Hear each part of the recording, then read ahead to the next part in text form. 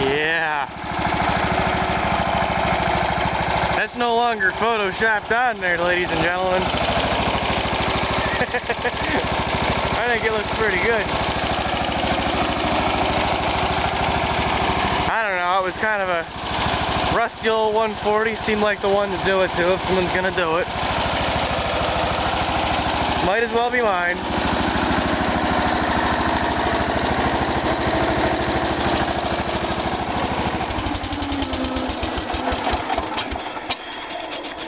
Seems to start a lot easier now. I put a new Champion H10 in it, and it's starting better. It had a NGK spark plug. Thing didn't look that old. Pretty clean. It wasn't all carboned up, but for some reason it just wasn't sparking right. So,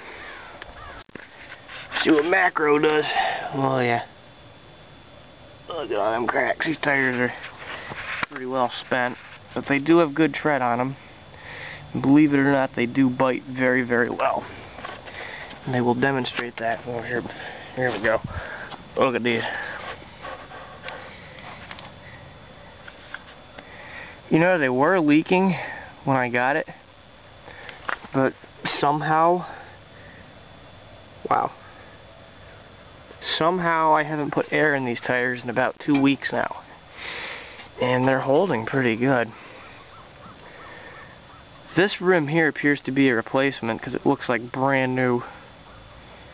You can tell from the inside. I took the wheel weights off and I was like, wow, this rim looks like brand new. Look at that. There's that rim. There's that rim. See the difference? The brakes do work very well, actually. Actually, here's this front tire. Look at the cracking on it. The front tires are the worst. They must have been cheap tires. I mean, you figure these tires are from 1973. These ones are at least from the 90s.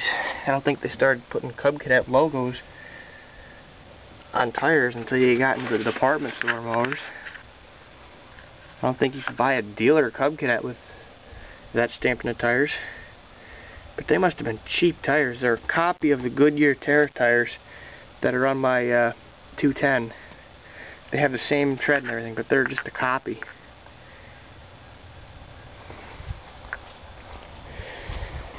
Because Goodyear doesn't even make these tires anymore, to my knowledge, since the 80s.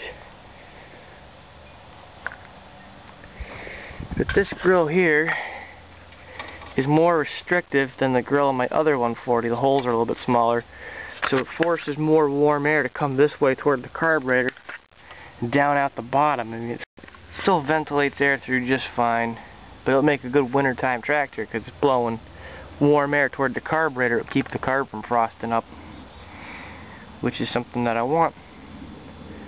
And I will demonstrate its traction abilities in a minute. It's pretty incredible what it can do with just turf tires and 200 pounds of weight on the back. Oh yeah, the mismatched headlights, they do work. That's a new old stock Westinghouse, and that might be a replacement. Pretty old replacement though. I'm gonna get brand new hydraulic couplers. This one drips when it runs. I mean, this chain's all oily now. This coupler here, yeah. Oh yeah. It's a water bubble. It's got water in the system. So, once I get the John Deere, I'm going to get some transmission oil for this. I'm going to drain the transmission out thoroughly, change the filter again, and we're going to get that water out of there, because I'm sure it's not good for it. I think I know where it's coming in. It seems to have a pretty good leak on the back of the transmission where the dipstick comes down and threads in. You take this drawbar off, and there's a great big hollow nut right there that threads into the transmission housing, and that's what the dipstick threads into. And I can see that there's that white plumber's sealing tape around the threads, so someone's had some problems there in the past. Doesn't seem like it's a big deal. So, I mean, the dipstick tube isn't loose or anything. You can't turn it, but my oil's low already. I just topped it off not 2 weeks ago. I mean, it's real low. I had it up there to the top mark. I mean, you're supposed to check it with the engine running, obviously, and I am on a little bit of an incline, but at least there's still oil on the dipstick this time. I don't know how it leaked that much oil out. There's no oil spots where I parked it.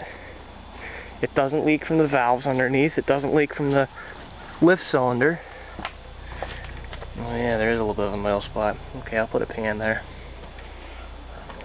But there's no oil spots anywhere. It's right here where the middle of the tractor is.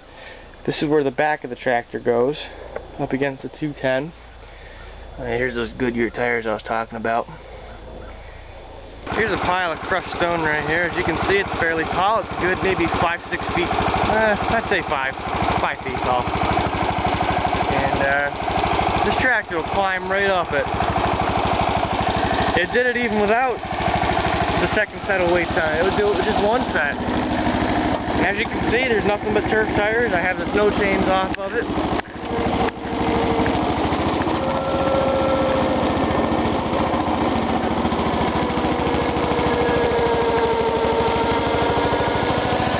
See, we're up on the gravel right now.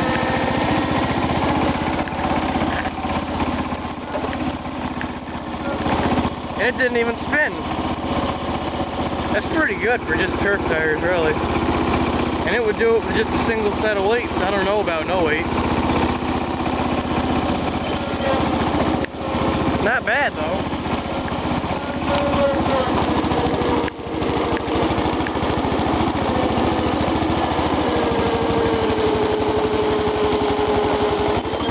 Oh yeah, and I got a question for you. Let's see if anyone can figure this one out.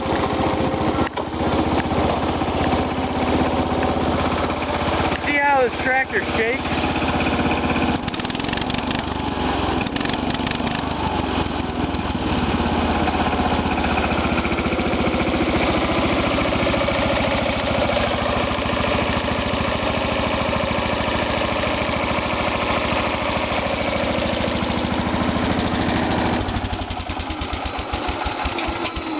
This tractor shakes like crazy even when it's, well, especially when it's starting up. I know these K340 or 321s here, whatever the heck it is, 14 horse coolers, I know they're supposed to have balance gears in them. I know for a fact the balance gears have been removed from my other 140's engine, because the guy who rebuilt it told me he did. This one, I have no clue if there's balance gears in it or not. Sure doesn't seem like it the way it shakes. I just noticed that's loose, I better tighten that. That could be a problem if I don't. But also my hood hinges are absolutely worn out on this tractor. And I'll show you what I mean if I can get it off. Look at that. Look at the groove that's worn in that pin. That's supposed to be solid all the way through. Look at that. The hole's all wallowed out. That's how much slop is in that pin. I have never seen a hood hinge so worn out in one of these tractors in my life. My 1964 110 has a very similar hood setup on it, and its pins are like brand new. That's even older than this. And you can see the wear in that one. Look at that. Isn't that crazy? Look at that. I mean, if you start it up with the hood like this, the way this engine shakes around, the hood falls right off. It can't even stay on there. It's crazy. And as you can see, the battery doesn't fit in there quite right, because I don't have the battery hold down. That would clamp here and go up around the corner of the battery. That's missing. But whatever. It's kind of amazing that after all these years of sitting outside, that stupid gauge still works. It does work. But it gets stuck wherever you leave it. Right now it's showing the engine's charging, although it's not. But you turn on the lights with the engine not running, and it'll spring down to discharge.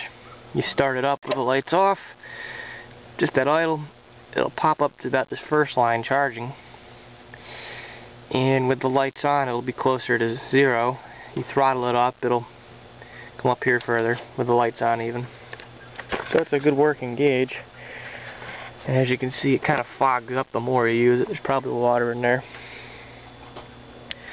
This gas gauge only works once in a while. It only tells you when the tank's empty. It doesn't tell you when it's full. The float must not float because it's free.